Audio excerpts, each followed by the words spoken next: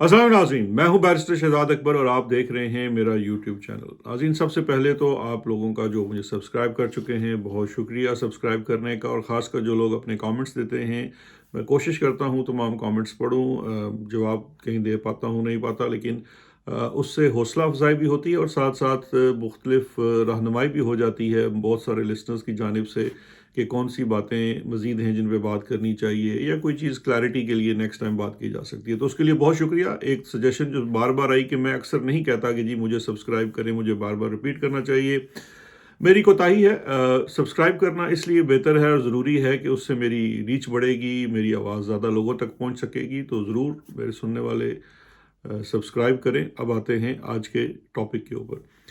आज का जो वीलॉग है, मैंने ये वीलॉग जो जितने भी बनाता हूँ वो आज और कल के हुए वाक़यात से ही उनकी लीड ली जाती है और फिर कोई बात जहन में आती है जिसको आपसे शेयर करते हैं और तज्ज़िया पेश करते हैं।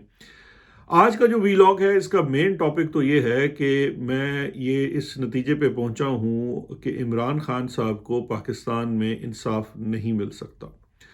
और इमरान खान साहब को पाकिस्तान में इंसाफ क्यों नहीं मिल सकता, उसके लिए पिछले 24 घंटों की दो तीन खबरें हैं जो वाज़े तौर पर ये साबित करती हैं और ये वाज़े करती हैं, ज़ाहिर करती हैं कि हमारे अदालती निज़ाम और हमारे मुल्क में इस वक्त जो निज़ाम है उसके अंदर इमरान खान जैसे शख्स को इंसाफ लेना क्यों नामुमकिन ही है। मुश्किल के भी लफ्ज़ इस्तेमाल नहीं कर रहा, नामुमकिन का लफ्ज़ इस्तेमाल कर रहा हूँ।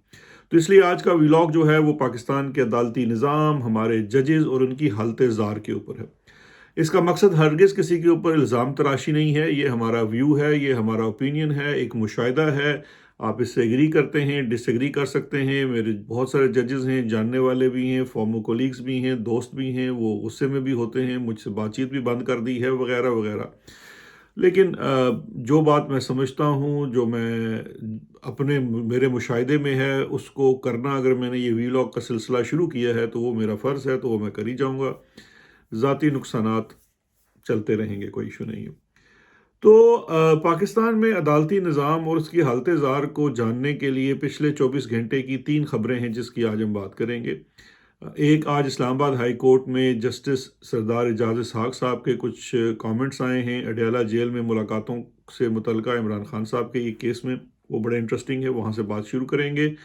फिर दूसरा जो फैसला है वो इस्लामाबाद सुप्रीम कोर्ट में कल MD-PTB जो साबिका थे नवाज शरीफ साहब के लगाए हुए अताउल्ला कासमी साहब, उनसे मुतल्लिक एक फ़ैसला आया है और उनकी जो डिसमिसल थी और उनका जो लगाया जाना था और वो सारा केस उन्होंने सुप्रीम कोर्ट ने ख़त्म कर दिया है और ये कहा है कि उनको लगाए जाने में जो उस वक़्त नुकसान दिखाया गया था और जो उनसे भरपाई की है वो गलत था। और फिर आज एक और बड़ा फ़ैसला दोबारा जनाब काजी फैज़ साहब की जानिब से आया है और वो है जस्टिस शौकत अज़ीज़ सिद्दीकी साहब की जो सुप्रीम जुडिशल काउंसिल में उनकी जो मुअत्तली हुई थी और उनको वाहिद कार्रवाई थी अभी हालिया वक्त से पहले, जिसमें किसी हाई कोर्ट के जज को सुप्रीम जुडिशल काउंसिल के ज़रिए फ़ारिग किया गया था, तो उनको दोबारा से बहाल कर दिया। ऑल्दो वो रिटायर हो चुके हैं, लेकिन जो फ़ैसला था सुप्रीम जुडिशल काउंसिल का उनकी नाअहली का, उसको उन्होंने ख़त्म कर दिया है। तो इन तीनों वाक़यात के थोड़ा सा कॉन्टेक्स्ट, और ये तीनों जो देखिए, कोई भी जो किस्सा होता है ना, वो आइसोलेशन में नहीं होता। पाकिस्तान में कोई भी हादसा, कोई भी वाक़या और कोई भी चीज़ होती, तो इन सब का कॉन्टेक्स्ट जानना बहुत ज़रूरी है। तो उसी कॉन्टेक्स्ट का जो आखिर में निचोड़ है कि किस तरह से इमरान खान को और क्यों कर इमरान खान को किसी सूरत पाकिस्तान के हालिया निज़ाम और जुडिशल निज़ाम में इंसाफ नहीं मिल सकता, उस वजह से ये मैं बात कर रहा हूँ। बात का आगाज़ करते हैं। जस्टिस सरदार एजाज इसहाक साहब ने फरमाया अपनी अदालत में, उनकी अदालत में केस था इमरान खान साहब से जो मुलाकात है उससे मुतल्लिका, उनके बच्चों से जो बात होती है उससे मुतल्लिका, उस पर उनके बड़े इंटरेस्टिंग रिमार्क्स आए, बड़े बोल्ड रिमार्क्स थे जस्टिस सरदार एजाज इसहाक साहब के। उनका ये कहना था कि तमाम तर उन्होंने खुल्लम खुल्ला आज बात की है कि इस वक्त मुल्क के अंदर जो तमाम निज़ाम दरम बरम है, एडमिनिस्ट्रेशन का, जस्टिस का, वो तमाम जो है वो मैं तो सीधी बात करता हूँ, वो ISI की तरफ से है या खुफिया इदारों की तरफ से या फ़ौज की तरफ से है, کیونکہ اس وقت پورے نظام کو انہوں نے جکڑا ہوا ہے، وہی اس نظام کو چلا رہے ہیں، ادھر سے اشارہ آتا ہے تو یہ جیل والے لوگ بھی کچھ کرتے ہیں، ملاقات کراتے ہیں، نہیں کراتے، عدالت کی یا کسی اور چیز کی، قانون کی، آئین کی کوئی بات نہیں سنتا۔ یہ انہوں نے آج کھل کر بات کی۔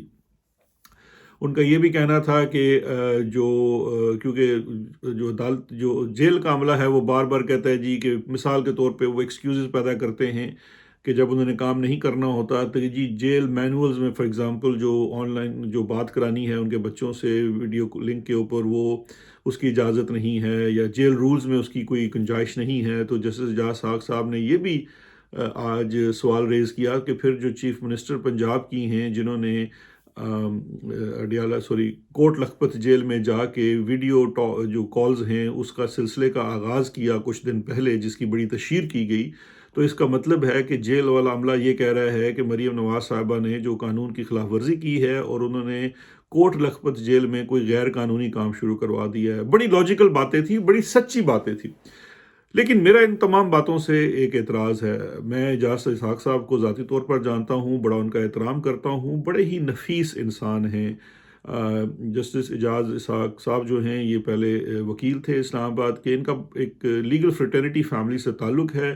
ان کے والد سردار اسحاق جو تھے وہ پنڈی کے کافی بڑا نام تھا، کرمنل لائر تھے۔ اسحاق صاحب جو کہ دوسرے بھائی جو ہیں جسٹس سردار جو ابھی ریسنٹلی ریٹائر ہوئے ہیں، میرے ذہن سے ان کا نام نکل گیا، ابھی جو سپریم کورٹ سے ریٹائر ہوئے ہیں، آلدو ان کا جو ٹلٹ آف مائنڈ ہے وہ بڑا نون لیگ کا تھا، لیکن سردار اعجاز اسحاق صاحب جو ہیں یہ بڑے مختلف ہیں، بائی دا وے اپنی فیملی سے بڑی انڈیپینڈنٹ ذہن رکھنے والے ہیں۔ انہوں نے آ کے اپنے والد کی طرح کرمنل والی جو پریکٹس تھی وہ نہیں کی، چونکہ بڑے ایک شریف النفس انسان ہیں تو ان کی زیادہ پریکٹس کارپوریٹ رہی۔ ٹیلی کام کے وکیل تھے بڑے اچھے، اسلام آباد میں ٹیکس وغیرہ کا کام بھی کرتے تھے، کارپوریٹ کام کرتے تھے، پھر وہاں سے ان کی ایلیویشن ہوئی ایز جج آف اسلام آباد ہائی کورٹ، اور بڑے نیک انسان ہیں۔ لیکن مجھے جو اعتراض ہے آج کی ہیئرنگ کے اوپر، وہ میرا اعتراض کچھ اور ہے۔ میرا اعتراض یہ ہے کہ یہ باتیں تو بڑی اچھی ہیں اور بڑے زبردست، ہم عوام خوش بھی ہوتی ہے کہ جناب یہ سب کچھ کیا کرایا ان لوگوں کا ہے، یہ غیر قانونی ہے وغیرہ وغیرہ وغیرہ۔ اب اس سے ملتی جلتی باتیں ہمیں اسلام آباد ہائی کورٹ کے دیگر ججز سے بھی سننے میں ملتی رہتی ہے۔ بڑے اچھے ججز ہیں اسلام آباد ہائی کورٹ میں۔ جسٹس محسن اختر کیانی صاحب بڑا سخت سٹانس لیتے ہیں اور کھل کے بھی بات کرتے ہیں، ان کے ریمارکس بھی بڑے حوصلہ افزا ہوتے ہیں۔ ایون جو میرے بھائی کی ابڈکشن تھی انہی ایجنسیوں نے کی تھی، اس کے اوپر انہوں نے ڈی جی رینجرز کو بھی بلا لیا تھا وغیرہ وغیرہ، لیکن وہ بعد کا قصہ ہے کہ بعد میں وہ پھر ان کے اپنے ساتھ زیادتی ہوئی اور پھر وہ بیک آف کر گئے۔ پھر اس طرح سے جسٹس اپنے حسن اختر صاحب ہیں، حسن گل صاحب جو ہیں وہ بڑا اسٹرانگ ریمارکس دیتے ہیں، ان کی طرف سے آتی ہے باتیں۔ لیکن پرابلم یہ ہے کہ یہ باتیں ریمارکس کی حد تک ہیں، یہ باتیں سخت کلمات کی حد تک ہیں، ڈرانے دھمکانے کی حد تک ہیں۔ عدالت جس کے پاس قلم ہے، جس کے پاس اختیار ہے، جس کو آئین، یہ جو ریٹ پٹیشن ہوتی ہے، یہ جو ایکسٹرا آرڈینری ایک ہمارے کانسٹیٹیوشن کے اندر ایک ایڈمنسٹریٹو لاء کا، کانسٹیٹیوشنل لاء کی ایک پروویژن موجود ہے، بڑا اسٹرانگ یہ جوڈیشل ریویو ہے۔ اس کا کانسیپٹ یہ ہے کہ انتظامیہ کے کیے ہوئے کسی کام کے اوپر ہمارا جو کورٹ ہوتی ہے، ہائی کورٹ ہوتی ہے، وہ لوگوں کو ریلیف دے سکتی ہے، اور یہ ہمارے جیسے ملک جہاں پہ انتظامیہ زیادتیاں کرتی ہے، ایکسیس کرتی ہے اپنے اختیار سے قانون سے، وہاں پہ یہ طریقہ بنایا گیا ہے کہ کوئی بھی سائل جو ہے وہ عدالت جاتا ہے، ہائی کورٹ جاتا ہے، ایک بڑی عدالت ہوتی ہے، اور وہاں سے اس کو ایک ایکسٹرا آرڈنری ریلیف بھی ملتی ہے، جو کہ اس کا حق ہوتا ہے۔ اس کو ایکسٹرا آرڈنری ریلیف کہنا بھی میرے خیال سے زیادتی ہے، لیکن لیگل لینگویج میں اس کو یہی لفظ استعمال کیا جاتا ہے۔ اب ہمارے ہائی کورٹ کے ججز یہ کیوں نہیں کرتے؟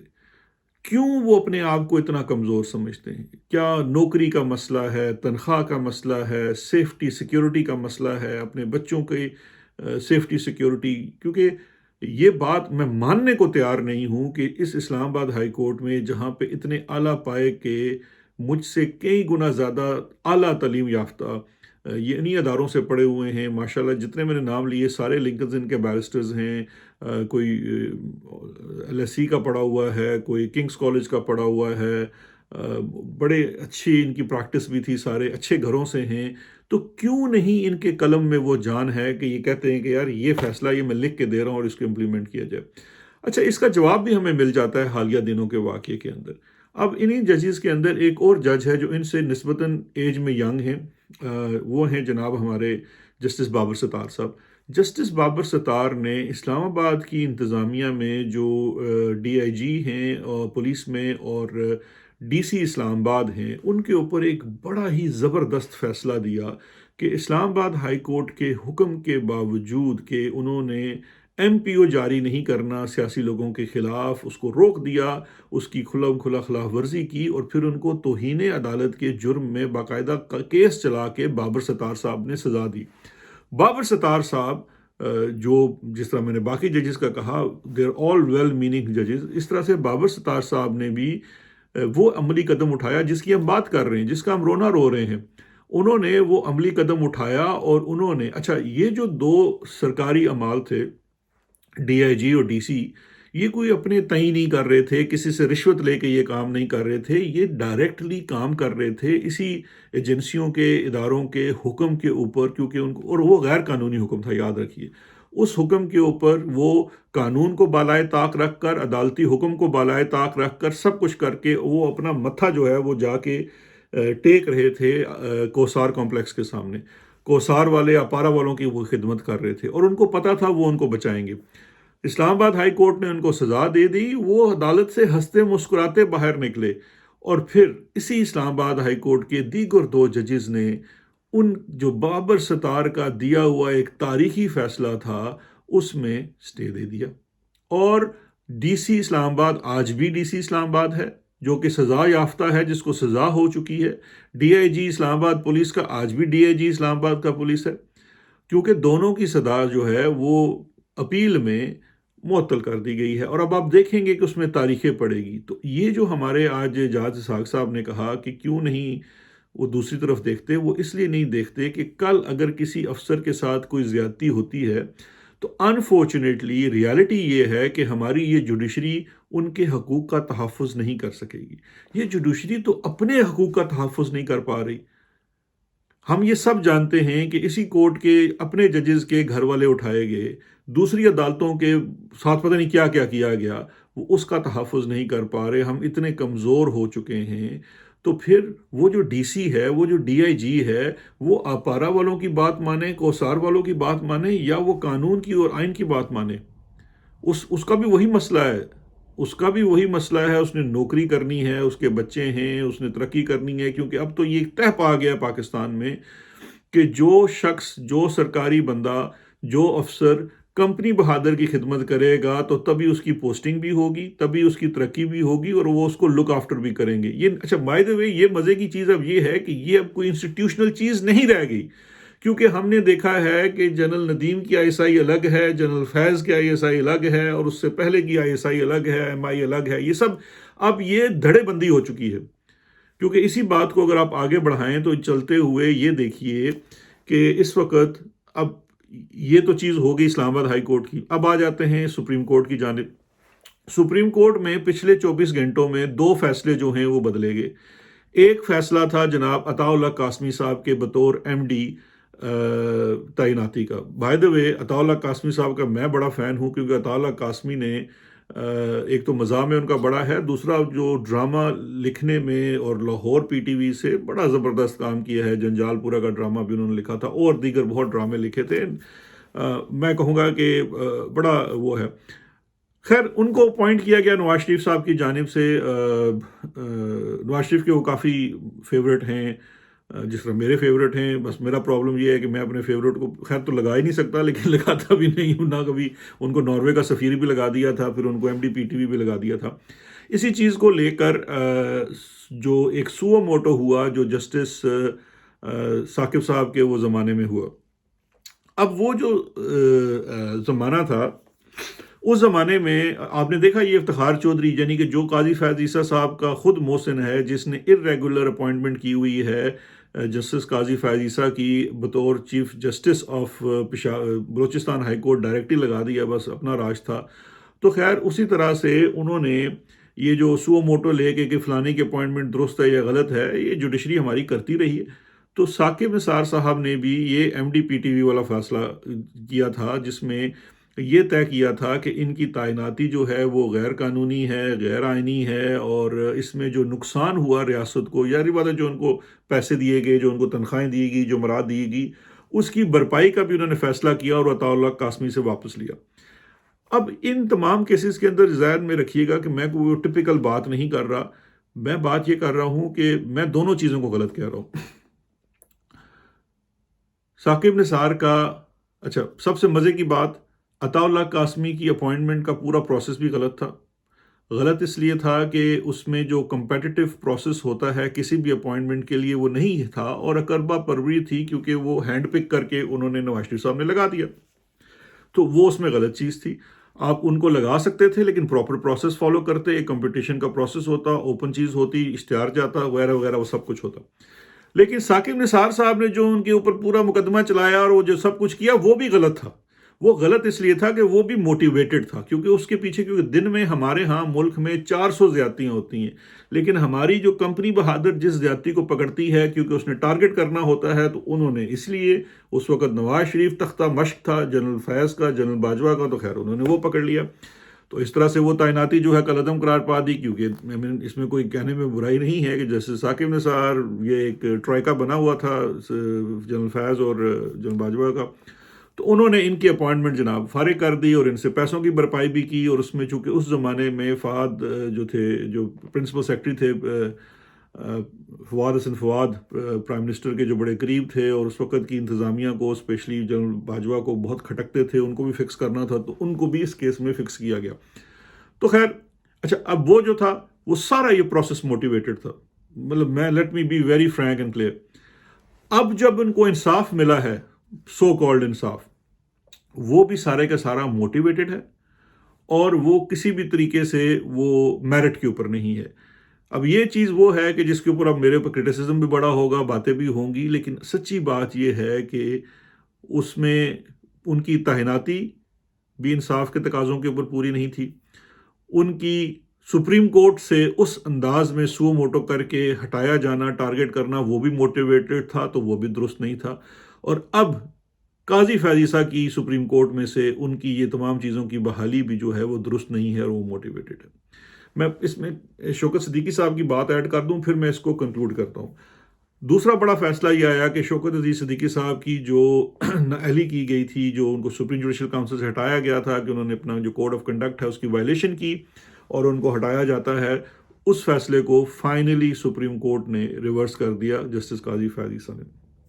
اچھا جی، اب اس میں دو چیزیں ہیں۔ پہلی بات تو یہ ہے کہ اگین اس پہ بھی بڑا کرٹیسزم ہوگا، میں تو میرے جو لبرل دوست ہیں وہ پسند نہیں کرتے جسٹس جو شوکت صدیقی صاحب ہیں، لیکن میں صدیقی صاحب کو پرسنلی بہت زیادہ پسند کرتا تھا، اور اس کی وجہ یہ تھی کہ میں اسلام آباد ہائی کورٹ میں جو پریکٹس کرتا تھا وہ ساری وار اینڈ ٹیرر سے ریلیٹڈ مسنگ پرسنس کی پریکٹس تھی، ڈرون سٹرائکس کی پریکٹس تھی، اور ٹارچر، انفورس ڈس اپیئرنسز، یہ پریکٹس تھی۔ جتنے مقدمے، جتنا ریلیف ہمیں ان کیسز کے اندر شوکت صدیقی صاحب سے ملتا تھا، اور وہ بڑے دبنگ انداز سے ریلیف دیتے تھے، اس میں کوئی ڈاؤٹ نہیں تھا۔ So therefore I was his fan, because وہ اس وقت جو مشرف کے زمانے کی کنٹینویشن، مشرف کے زمانے کے بعد سے لے کر جو پیپلز پارٹی کا دور تھا اور نواز شریف کا دور تھا، دونوں ادوار میں جو ہمارے اس ادارے کی موشگافیاں تھیں، اس کے اوپر شوکت صدیقی صاحب بڑے ڈٹ کے کھڑے ہوتے تھے۔ تو اس لیے مجھے پرسنلی ان کے کریڈینشیل پسند تھے کہ I thought he was a very strong جج۔ باقی ان کی جو پولیٹیکل افیلیشن ہے وہ کوئی بھی ہو سکتی ہے، اس سے میٹر نہیں کرتی۔ ہر شخص جو ہوتا ہے عقل رکھنے والا، سمجھ رکھنے والا، وہ کسی نہ کسی سیاسی جماعت کے ساتھ تعلق رکھ سکتا ہے، اس کے ساتھ نظریے کے ساتھ جڑ سکتا ہے وغیرہ وغیرہ۔ تو اس سے میرا کوئی تعلق نہیں تھا۔ میرے جو لبرل دوست ہیں وہ اس پہ بڑا اعتراض کرتے تھے، لیکن شوکت صدیقی صاحب واز اے ریلیف گیونگ جج، جو ریلیف بھی دیتے تھے۔ خیر مسئلہ یہ تھا کہ اس زمانے میں شوکت صدیقی صاحب کو فکس کرنے کا منصوبہ بنایا گیا، اور ان کو فکس کرنے کی جو بھی تھی، جو انہوں نے کہا، پھر وہ شوکت صدیقی صاحب، میں اس وقت بائی دا وے وکیل بھی تھا، ایک دفعہ تو صدیقی صاحب کا وہ جو بھرپور دھواں دار خطاب تھا وہ انہوں نے اسلام آباد ہائی کورٹ میں بھی کیا تھا، اور پھر انہوں نے پنڈی بار میں کیا تھا جس کے اوپر ان کا ریفرنس بنا تھا۔ تو اسلام آباد ہائی کورٹ بار والا تو میں نے خود وہاں بیٹھ کے سنا کہ صدیقی صاحب مطلب آؤٹ آف نو ویئر، ہم لوگ اپنے بار روم میں بیٹھے ہوئے تھے اور آئے، اور انہوں نے جناب پورا ایک ایڈریس کیا۔ سو اینی ویز اس بیک گراؤنڈ میں اس وقت یہ ایک جنگ تھی جو شوکت صدیقی صاحب کی تھی، ایجنسیوں سے ہو گئی تھی۔ ایجنسیوں کا خیال یہ تھا کہ یہ پرو نواز شریف ہیں، ان کے بڑے قریب ہیں اور ان کو بینیفٹ دے رہے ہیں، صدیقی صاحب کا یہ خیال تھا کہ نواز شریف صاحب کو ٹارگٹ کیا جا رہا ہے اور وہ ان کو یہ نہیں کرنے دیں گے وغیرہ وغیرہ. تو جس طرح سے آج اسلام آباد ہائی کورٹ چلا رہی ہے اور سب کا سر تسلیم خم ہے ایجنسیوں کے سامنے، اس زمانے میں بھی اسلام آباد ہائی کورٹ میں اس قسم کی جو کہنا چاہیے کارروائیاں جاری تھی. شوکت صدیقی صاحب نے اس پہ تقریر کی، ان کو فارغ کر دیا گیا. سپریم جوڈیشل کونسل غلط تھا. آج جب ان کی بحالی ہوئی ہے تو یہ انڈیویجول کیس تو درست ہے کیونکہ شوکت صدیقی کے ساتھ میری نظر میں زیادتی ہوئی، لیکن ایٹ دا سیم ٹائم ان کی بحالی کسی انصاف کے لیے نہیں ہوئی. ان کی وہ جو کہتے ہیں نا وائپ آف کر دیا گیا، وہ کسی انصاف کے تقاضوں کے اوپر نہیں تھا، وہ ان بات کے اوپر تھا کہ قاضی فیاض عیسیٰ صاحب جو ہیں وہ چیف جسٹس آف پاکستان نہیں ہیں، سی جے پی نہیں ہیں، وہ chief justice of Pakistan Muslim League Noon ہیں. کیونکہ قاضی صاحب جو ہیں وہ ایک انتہائی دھڑے باز قسم کے انسان ہیں. انہوں نے سمپل سی لائن ڈرا کی ہوئی ہے کہ جو میرے دھڑے کا ہے اس کے لیے میں سب کچھ کروں گا، اس کو میں انصاف بھی دلاؤں گا، اس کی چیزیں مراتے بھی بحال کروں گا، میں فواد حسن فارد کا بھی کلین چٹ دوں گا، میں عطاء قاسمی کو بھی کلین چٹ دوں گا، میں شہباز شریف کو وہ جو پرانا معاملہ تھا ان کا حدیبیہ والا اس میں بھی کلین چٹ دوں گا، میں نواز شریف کو بھی کلین چٹ دوں گا، میں اس کے بعد اپنے مخالف کو چھوڑوں گا نہیں، چاہے وہ عمران خان ہو، اس کو میں جیل بھجواؤں گا، اس کی پارٹی رجسٹر کرواؤں گا، اس سے بلے کا نشان چھینوں گا، اس کو میں اڈیالہ میں بھیجوں گا اور کسی جج کو اس کو ریلیف دینے نہیں چھوڑوں گا. میں ایون اسد طور جو میرے ساتھ تھا جب میرے خلاف ہوا یا اس نے انڈیپینڈنٹلی لکھنا شروع کیا تو میں اس کو جیل میں بھجواؤں گا، اس کو ایف آئی اے سے میں فکس کرواؤں گا. دس از the state of justice in Pakistan right now. تو یہ ہیں ہمارے جناب جسٹس قاضی فیاض عیسیٰ صاحب. اب یہ جو سارے واقعات میں آپ کو سنا رہا ہوں، اس میں دیکھیے سب سے بڑا مسئلہ یہ ہے کہ اس میں سب سے جو چیز مسنگ ہے، بڑی چیز مسنگ ہے، وہ انصاف ہے اور انصاف کے بنیادی تقاضے ہیں. اس تمام چیز کا لیسن یہ ہے کہ پاکستان میں انکلوڈنگ انصاف اور انصاف کے شعبے میں شدید قسم کی دھڑے بندی ہے. آپ کو اگر انصاف چاہیے پاکستان میں، اپنی عدالت لگائیں، اپنا جج لگائیں اور پھر آپ کو انصاف ملے گا، چاہے آپ شوکت صدیقی ہیں، نواز شریف ہیں یا جو ہیں. اب نواز شریف صاحب تو اس چیز کے ماہر ہیں اور وہ اس پہ ضرور عمل کرتے ہیں، وہ اپنا بندہ لگاتے ہیں، ان کا اپنا بندہ نہ ہو تو وہ نہیں چلتے.